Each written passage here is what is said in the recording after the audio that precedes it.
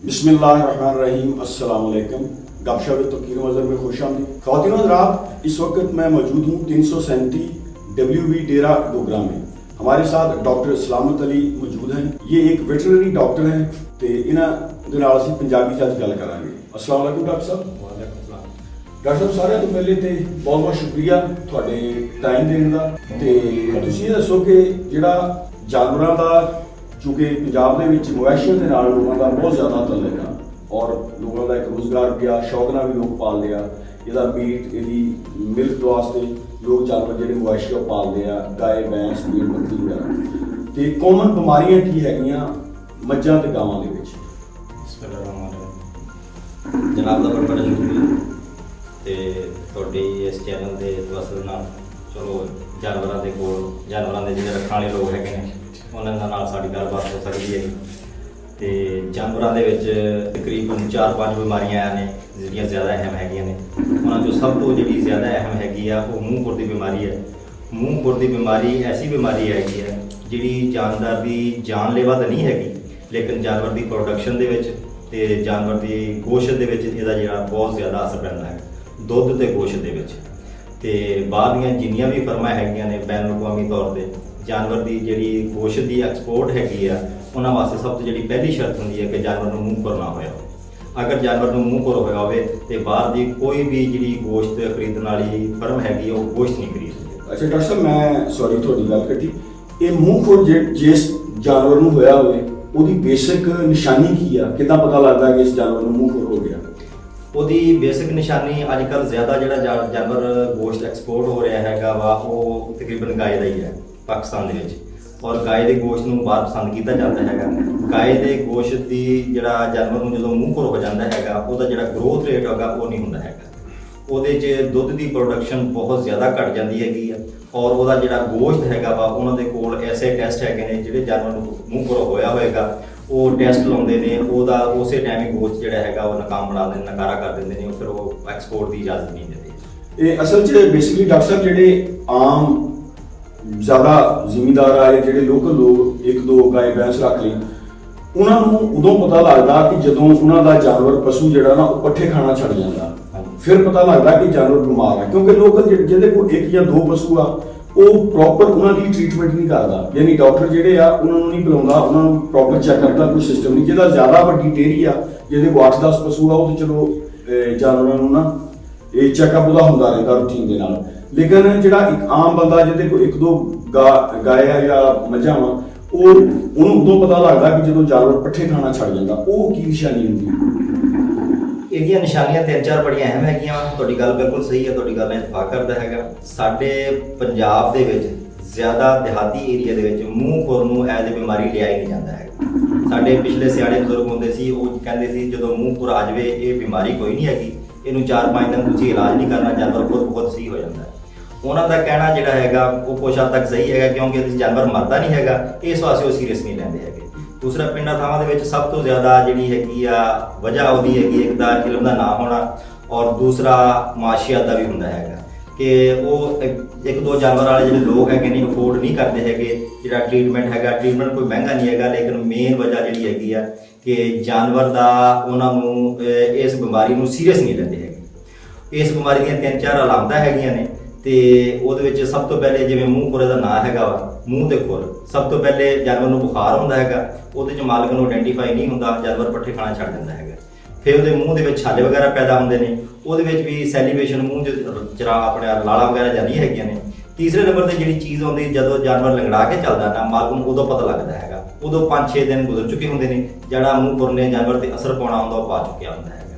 ਤੇ ਇਹਦੇ ਵਾਸਤੇ ਮੂੰਹ ਖੁਰ ਦੀ ਜਿਹੜੀ ਬਿਮਾਰੀ ਹੈਗੀ ਆ ਇਹ ਮੇਰੀ ਗੁਜ਼ਾਰਿਸ਼ ਹੈਗੀ ਕਿ ਜਿਹੜੇ ਪਿੰਡਾਂ ਥਾਵਾਂ 'ਚ ਲੋਕ ਸੌਂਦੇ ਜਾਂ ਬੈਠੇ ਹੈਗੇ ਨੇ ਉਹਨਾਂ ਨੂੰ ਇਸ ਬਿਮਾਰੀ ਨੂੰ ਸੀਰੀਅਸ ਲੈਣਾ ਚਾਹੀਦਾ ਹੈਗਾ। ਇਹ ਬਹੁਤ ਸੀਰੀਅਸ ਬਿਮਾਰੀ ਹੈਗੀ ਆ। ਇਹਦਾ ਨਾ ਸਿਰਫ ਜਾਨਵਰ ਦੀ ਪੈਦਾਵਾਰ ਦੇ ਅਸਰ ਹੁੰਦਾ ਹੈਗਾ, ਬਲਕਿ ਦੁੱਧ ਤੇ ਗੋਸ਼ਤ ਜਾਨਵਰ ਦੀ ਜਿਹੜੀ ਮੁੜ ਕੇ ਤਾਹਯਾਤ ਜ਼ਿੰਦਗੀ ਆ, ਖਾਸ ਤੌਰ 'ਤੇ ਜਿਹੜੇ ਫਰੀਜ਼ਨ ਜਾਨਵਰ ਹੈਗੇ ਨੇ ਜਾਂ ਬਾਹਰੋਂ ਅਸੀਂ ਇੰਪੋਰਟ ਕਰਦੇ ਹੈਗੇ ਆ ਉਹਨਾਂ ਦੀ ਪ੍ਰੋਡਕਸ਼ਨ ਫਿਰ ਉਹ ਨਹੀਂ ਰਹਿੰਦੀ। ਇਹਦੇ ਵਾਸਤੇ ਕਰੀਬੀ ਜਿਹੜਾ ਵੈਟਰਨਰੀ ਕੋਈ ਡਾਕਟਰ ਹੋਏਗਾ ਜਾਂ ਹਸਪੀਟਲ ਹੋਏਗਾ ਉਹਦੇ ਨਾਲ ਰਾਬਤਾ ਕਰਨਾ ਚਾਹੀਦਾ ਤੇ ਸਾਲ ਦੇ ਵਿੱਚ ਇਹਦੀ ਕਮ ਅਜ਼ ਕਮ 2 ਦਫਾ ਵੈਕਸੀਨ ਕਰਵਾਉਣੀ ਚਾਹੀਦੀ ਹੈ। और तीसरे नंबर पर जी सब तो ज़्यादा एहतियात वाली चीज़ हैगी ਜਦੋਂ ਵੀ ਤੁਸੀਂ ਜਾਨਵਰ ਮੰਡੀ ਚੋਂ ਪਰਚੇਜ਼ ਕਰਕੇ ਲੈ ਕੇ ਆਉਂਦੇ ਹੈਗੇ ਆ, ਹੋਰ ਉਹਦੀ ਵੈਕਸੀਨ ਬੇਸ਼ੱਕ 4 ਦਿਨ ਲੇਟ ਕਰ ਲਓ, ਲੇਕਿਨ ਮੂੰਹ ਖੁਰ ਦਾ ਤੁਹਾਨੂੰ ਰਿਸਕ ਨਹੀਂ ਲੈਣਾ ਚਾਹੀਦਾ। ਫੌਰਨ ਉਹਦੀ ਵੈਕਸੀਨ ਕਰਨੀ ਚਾਹੀਦੀ ਆ, 5-7 ਦਿਨ ਜਾਨਵਰ ਹੋਰ ਲੈਦਾ ਰੱਖਣਾ ਚਾਹੀਦਾ ਹੈਗਾ, ਕਿਉਂਕਿ ਮੂੰਹ ਖੁਰ ਦੀ ਜਿਹੜੀ ਬਿਮਾਰੀ ਹੈਗੀ ਆ ਉਹ ਇੱਕ ਵਬਾਈ ਮਰਜ਼ ਹੈਗੀ ਆ। ਅਗਰ ਇੱਕ ਜਾਨਵਰ ਨੂੰ ਆ ਜਾਵੇ ਤੇ ਪੂਰਾ ਸ਼ੈਡ ਜਿਹੜਾ ਉਹਨਾਂ ਨੂੰ ਮੁਤਾਸਰ ਹੁੰਦਾ। ਤੇ ਡਾਕਟਰ ਸਾਹਿਬ, ਅਗਰ ਜਾਨਵਰ ਬਿਮਾਰ ਹੋਵੇ, ਆਪਣੇ ਪਿੰਡਾਂ ਥਾਵਾਂ 'ਚ ਆਮ ਤੌਰ ਤੇ ਦੇਖਿਆ ਜਾਂਦਾ ਕਿ ਲੋਕ ਜਿਹੜੇ ਆ ਉਹ ਦੁੱਧ ਉੱਦਾਂ ਹੀ ਇਸਤੇਮਾਲ ਕਰੀ ਜਾਂਦੇ ਆ। ਫਿਰ ਜਦੋਂ ਤੁਸੀਂ ਉਹਦਾ ਦੁੱਧ ਦੁੱਧਦੇ ਆ, ਉਸ ਦੌਰਾਨ ਜਦੋਂ ਜਾਨਵਰ ਬਿਮਾਰ ਆ ਤੇ ਉਹ ਦੁੱਧ ਪੀਣਾ ਚਾਹੀਦਾ ਜਾਂ ਨਹੀਂ ਪੀਣਾ ਚਾਹੀਦਾ? ਨਹੀਂ, ਜਿਹੜਾ ਦੁੱਧ ਹੈਗਾ ਵਾ ਜਾਂ ਗੋਸ਼ਤ ਹੈਗਾ ਵਾ, ਜਿਵੇਂ ਪੰਜਾਬ ਦੇ ਵਿੱਚ ਸਿਸਟਮ ਹੈਗਾ ਦੁੱਧ ਨੂੰ ਉਬਾਲ ਕੇ ਪੀਣ ਦਾ, ਜਾਂ ਗੋਸ਼ਤ ਨੂੰ ਇੰਨਾ ਹਾਈ ਟੈਂਪਰੇਚਰ ਤੇ ਉਬਾਲਦੇ ਹੈਗੇ ਨੇ। ਦੁੱਧ ਗੋਸ਼ਤ ਪੀਣ ਦੇ ਨਾਲ ਇਨਸਾਨੀ ਸਿਹਤ ਦਾ ਕੋਈ ਅਸਰ ਨਹੀਂ ਹੈਗਾ, ਯਾਨੀ ਕਿ ਇਹ ਜਾਨਵਰ ਬਿਮਾਰ ਵੀ ਹੋਵੇ, ਇਹ ਜ਼ੂਨੋਟਿਕ ਬਿਮਾਰੀ ਨਹੀਂ ਹੈਗੀ। ਚੰਦ ਬਿਮਾਰੀਆਂ ਹੈਗੀਆਂ ਨੇ ਜਿਹਨਾਂ ਨੂੰ ਜ਼ੂਨੋਟਿਕ ਬਿਮਾਰੀਆਂ ਕਹਿੰਦੇ ਨੇ, ਜਿਹੜੀਆਂ ਜਾਨਵਰ ਤੋਂ ਇਨਸਾਨ ਨੂੰ ਲੱਗਦੀਆਂ ਹੈਗੀਆਂ ਨੇ। ਇਹ ਜ਼ੂਨੋਟਿਕ ਬਿਮਾਰੀ ਨਹੀਂ ਹੈਗੀ, ਇਹਦਾ ਇਨਸਾਨ ਦੇ ਨਾਲ ਕੋਈ ਤਾਲੁਕ ਨਹੀਂ ਹੈਗਾ। ਅਗਰ ਜਾਨਵਰ ਬਿਮਾਰ ਹੋਵੇ, ਤੁਸੀਂ ਦੁੱਧ ਗੋਸ਼ਤ ਇਸਤੇਮਾਲ ਕਰ ਲਓ ਅੱਛੀ ਤਰ੍ਹਾਂ ਪਕਾ ਕੇ, ਇਨਸਾਨੀ ਸਿਹਤ ਤੇ ਕੋਈ ਅਸਰ ਨਹੀਂ। ਤੇ ਡਾਕਟਰ ਸਾਹਿਬ, ਜਿਹੜੇ ਆਮ ਜਿੱਦਾਂ ਆਪਾਂ ਕਹਿੰਦੇ ਕਿ ਮੱਝ ਭੱਜ ਗਈ, ਜਦੋਂ ਆਮ ਤੌਰ ਤੇ ਲੋਕ ਇੰਜੈਕਸ਼ਨ ਲਾਉਂਦੇ ਆ, ਇਹ ਇੰਜੈਕਸ਼ਨ ਲਾਉਣਾ ਚਾਹੀਦਾ ਜਾਂ ਨਹੀਂ ਲਾਉਣਾ ਚਾਹੀਦਾ?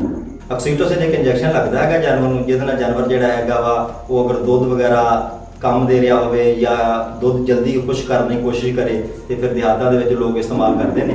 ਆਕਸੀਟੋਸਿਨ ਇੰਜੈਕਸ਼ਨ ਨੂੰ ਸਰਕਾਰੀ ਤੌਰ ਤੇ ਗਵਰਨਮੈਂਟ ਤਰਫੋਂ ਵੀ ਬੈਨ ਹੈਗਾ ਵਾ। ਇਹਦੇ ਬਹੁਤ ਨੁਕਸਾਨਾਤ ਨੇ, ਇਹਦੇ ਨਾ ਸਿਰਫ ਜਾਨਵਰਾਂ 'ਚ ਨੁਕਸਾਨਾਤ ਨੇ ਬਲਕਿ ਇਨਸਾਨਾਂ 'ਚ ਬਹੁਤ ਜ਼ਿਆਦਾ ਨੁਕਸਾਨਾਤ ਨੇ। ਇਸ ਵਾਸਤੇ ਗਵਰਨਮੈਂਟ ਦੀ ਤਰਫੋਂ ਮੁਕੰਮਲ ਬੈਨ ਹੈ। ਆਮ ਤੌਰ ਦੇ ਉੱਤੇ ਦੇਖਿਆ ਜਾਂਦਾ ਕਿ ਜਦੋਂ ਕੁਰਬਾਨੀ ਵਾਸਤੇ ਜਾਨਵਰ ਤਿਆਰ ਹੁੰਦੇ ਆ, ਖਾਸ ਤੌਰ ਤੇ ਜਿਹੜੇ ਬੱਚੇ, ਉਹਨਾਂ ਨੂੰ ਉਹ ਜਿਹੜਾ ਤੇ ਉਹਨਾਂ ਦਾ ਜਿਹੜਾ ਹਾਰਮੋਨ ਗਰੋਥ ਇੰਜੈਕਸ਼ਨ ਲਾਤੇ ਜਾਂਦੇ ਤਾਂ ਕਿ ਉਹ ਮੋਟੇ ਹੋ ਜਾਣ। ਉਹਦਾ ਇਨਸਾਨੀ ਬਾਡੀ ਦੇ ਉੱਤੇ ਕਿੱਦਾਂ ਅਸਰ ਹੁੰਦਾ? ਉਹ ਜਿਹੜਾ ਜਾਨਵਰਾਂ ਨੂੰ ਗੋਸ਼ਤ ਦੀ ਜ਼ਿਆਦਾ ਪੈਦਾਵਾਰ ਲੈਣ ਵਾਸਤੇ ਲੋਕ ਕਰਦੇ ਹੈਗੇ ਨੇ, ਪਿੰਡਾਂ ਥਾਵਾਂ 'ਚ ਹੁਣ ਤਕਰੀਬਨ ਕਾਫੀ ਟ੍ਰੈਂਡ ਹੈਗਾ ਵਾ। ਉਹਦਾ ਨਾਮ ਡੈਕਸਾ ਜਾਂ ਸਟੀਰਾਇਡ ਉਹਨੂੰ ਕਹਿੰਦੇ ਹੈਗੇ ਨੇ, ਉਹ ਜਾਨਵਰਾਂ 'ਚ ਇਸਤੇਮਾਲ ਕਰਦੇ ਹੈਗੇ ਨੇ।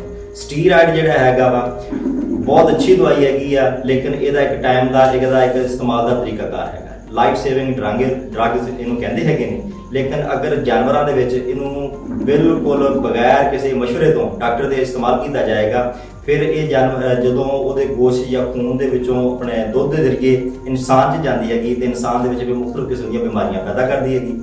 ਔਰ ਜਾਨਵਰ ਦੇ ਅੰਦਰ ਇਹਦਾ ਬੇਤਹਾਸ਼ਾ ਜਿਹੜਾ ਇਸਤੇਮਾਲ ਹੈਗਾ ਉਹ ਵੀ ਜਾਨਵਰ ਨੂੰ ਉਹਦਾ ਇਮਿਊਨਿਟੀ ਸਿਸਟਮ ਨੂੰ ਐਸਾ ਕਮਜ਼ੋਰ ਕਰ ਦਿੰਦਾ ਹੈਗਾ। ਅਗਰ ਜਾਨਵਰ ਇਸ ਦੌਰਾਨ ਜਦੋਂ ਫੈਟਨਿੰਗ ਕਰ ਰਿਹਾ ਹੈਗਾ ਜਾਨਵਰ ਬਿਮਾਰ ਹੋ ਜਾਵੇ ਤੇ ਫਿਰ ਉਹਦਾ ਦੁਬਾਰਾ ਸਿਹਤਮੰਦ ਹੋਣ ਦੇ ਚਾਂਸ ਬਹੁਤ ਜ਼ਿਆਦਾ ਘਟ ਜਾਂਦੇ ਨੇ, ਡੈਥ ਰੇਟ ਜਾਨ ਕੇ ਉਹਦਾ ਵੱਧ ਜਾਂਦਾ ਹੈ।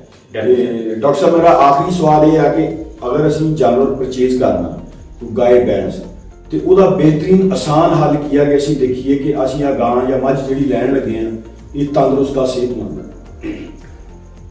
ਉਹ ਚੀਜ਼ਾਂ ਦੇ ਬਾਰ-ਬਾਰ ਦੇਖਣ ਦੇ ਨਾਲ ਤਜਰਬੇ ਨਾਲ ਹੀ ਹੋਣੀਆਂ ਹੈਗੀਆਂ ਨੇ। ਉਹਦੇ ਨਾਲ ਤੁਸੀਂ ਕਿਸੇ ਡਾਕਟਰ ਦੇ ਨਾਲ ਕੰਸਲਟ ਕਰ ਸਕਦੇ ਆ। ਬਿਹਤਰ ਇਹਦਾ ਜਗ੍ਹਾ ਜਿਹੜੀ ਜਾਨਵਰ ਖਰੀਦਣ ਦੀ ਉਹ ਮੰਡੀ ਹੁੰਦੀ ਹੈਗੀ ਹੈ, ਤੇ ਲੇਕਿਨ ਉੱਥੇ ਵਿੱਚ ਤੁਹਾਨੂੰ ਜ਼ਾਤੀ ਤਜਰਬਾ ਹੋਵੇ, ਬਾਰ-ਬਾਰ ਤੁਸੀਂ ਮੰਡੀ ਦੀ ਵਿਜ਼ਿਟ ਕੀਤੀ ਹੋਵੇ, ਤੁਹਾਨੂੰ ਤੰਦਰੁਸਤ ਜਾਨਵਰ ਬਿਮਾਰ ਜਾਨਵਰ ਦੀ ਪਛਾਣ ਹੋਵੇ। ਅਗਰ ਨਹੀਂ ਹੈਗੀ ਫਿਰ ਤੁਸੀਂ ਕਿਸੇ ਡਾਕਟਰ ਦੇ ਨਾਲ ਮਸ਼ਵਰਾ ਕਰ ਸਕਦੇ ਆ। ਅਗਰ ਖੁਦ ਹੀ ਤੁਸੀਂ 2-4 ਦਫਾ ਜਾਓਗੇ ਤੁਸੀਂ ਦੇਖੋਗੇ ਕਿ ਜਾਨਵਰ ਦੀ ਖੜੇ ਹੋਣ ਦੀ ਪੋਜੀਸ਼ਨ, ਬੈਠਣ ਦੀ ਪੋਜੀਸ਼ਨ, ਉਹਦੇ ਮੂਵਮੈਂਟ ਜਿਹੜੀ ਹਰਕਤ ਹੈਗੀਆਂ ਨੇ ਉਹਨਾਂ ਤੋਂ ਪਤਾ ਚੱਲ ਜਾਂਦਾ ਕਿ ਜਾਨਵਰ ਤੰਦਰੁਸਤ ਜਾਂ ਬਿਮਾਰ ਹੈ। ਡਾਕਟਰ ਸਾਹਿਬ, ਜਿਹੜਾ ਆਮ ਤੌਰ ਤੇ ਲੋਕ ਜਦੋਂ ਕੋਈ ਪਸ਼ੂ ਬਿਮਾਰ ਹੁੰਦਾ ਉਹ ਬਜਾਏ ਇਸ ਦੇ ਕਿ ਡਾਕਟਰ ਸਾਥ ਕੇ ਉਹਦੀ ਪ੍ਰੋਪਰ ਵੈਕਸੀਨੇਸ਼ਨ ਕਰਾਈ ਜਾਵੇ, ਉਹ ਖੁਦ ਹੀ ਗੁੜ, ਤੇਲ, ਲੂਣ, ਮਿਰਚਾਂ ਲੋਕ ਦਿੰਦੇ ਆ। ਇਹਦੇ ਬਾਰੇ ਤੁਹਾਡਾ ਕੀ ਖਿਆਲ ਹੈ? ਇਹ ਪਿੰਡਾਂ ਥਾਵਾਂ 'ਚ ਕਨਸੈਪਟ ਬਹੁਤ ਜ਼ਿਆਦਾ ਹੈਗਾ ਵਾ, ਤੇ ਇਹਦੀ ਬੇਸਿਕ ਵਜ੍ਹਾ ਜਿਹੜੀ ਹੈਗੀ ਉਹ ਐਜੂਕੇਸ਼ਨ ਦੀ ਕਮੀ ਹੈਗੀ ਹੈ। ਤੇ ਬਾਕੀ ਥੋੜਾ ਜਿਹਾ ਮਾਸ਼ੀ ਮਸਲਾ ਵੀ ਹੈ। ਹਰ ਬੰਦਾ ਕੋਸ਼ਿਸ਼ ਕਰਦਾ ਹੈਗਾ ਕਿ ਜਿਵੇਂ ਇਨਸਾਨਾਂ ਆਪਾਂ ਕੋਸ਼ਿਸ਼ ਕਰਦੇ ਹੈਗੇ ਆ ਕਿ ਪੈਰਾਡੋਲ ਵਗੈਰਾ ਖਾ ਕੇ ਗੁਜ਼ਾਰਾ ਕਰ ਲਈਏ। ਇਹ ਗੁਜ਼ਾਰਾ ਕਰਨ ਵਾਲਾ ਤਰੀਕਾਕਾਰ ਹੈਗਾ, ਇਹਦੇ ਨਾਲ ਬਾਜ਼ ਔਕਾਤ ਜ਼ਿਆਦਾ ਨੁਕਸਾਨ ਹੋਣ ਦੇ ਚਾਂਸ ਹੁੰਦੇ।